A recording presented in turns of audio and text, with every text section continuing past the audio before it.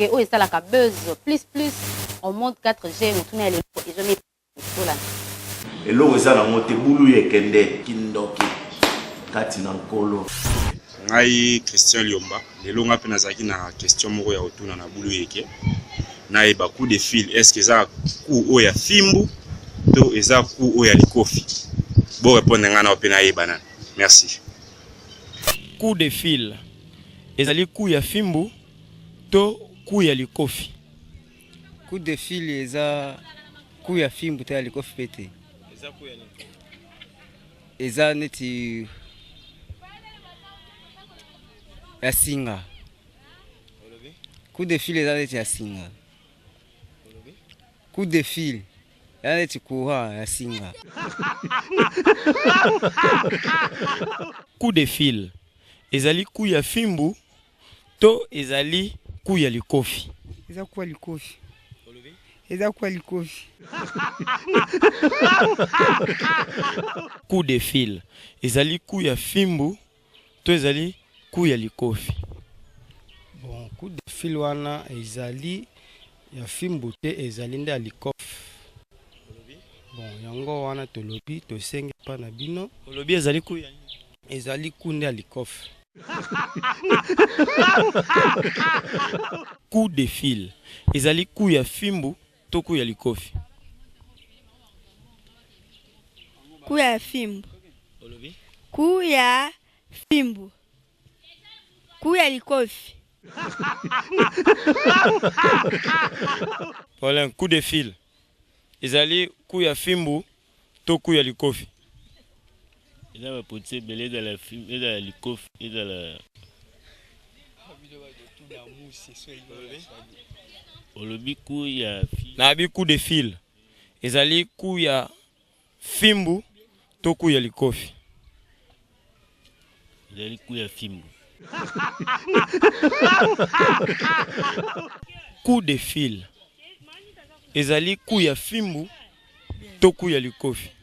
Coup ya fimbu ya likofi. Coup de fil ezali coup ya fimbu to coup ya likofi. Bandeo. Pour question ka yangwana. Te a fimbu kasi. Coup de fil ezali coup ya fimbu to coup ya likofi. Coup de fil. Coup de fil. Coup de fil. Oui, bah tiens. Ezali coup ya fimbu to coup ya likofi. Ya fimbu. Ya fimbu. Coup de fil ezali coup ya fimbu to coup ya likofi. Coup de fil signifie quoi? Eza nini? Ponga ozo comprendre. Ya biso pe tozolinga toyeba ezali coup ya fimbu to coup ya likofi. Eza ya likofi. Eza ya likofi. Coup de fil ezali coup ya fimbu to coup ya likofi.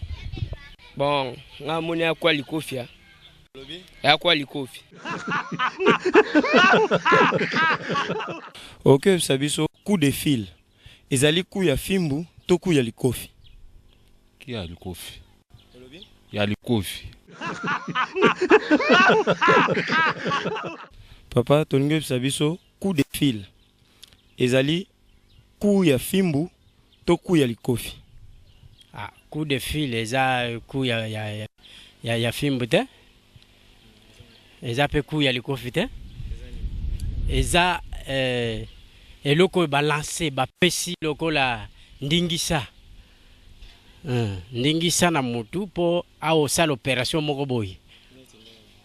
Neti likambo etali keno kende kotala pont bien kende kotala bateau bien sala eloko moko boy donc osali yango.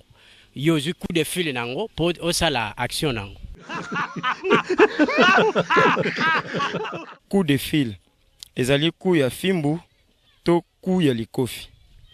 Bon, coup de fil, eza nde balobaka na français, okozwa coup de fil neti moto abengi. Que nazwi coup de fil, soit azebisanga un message moko boye pour que na transmettre na mutu.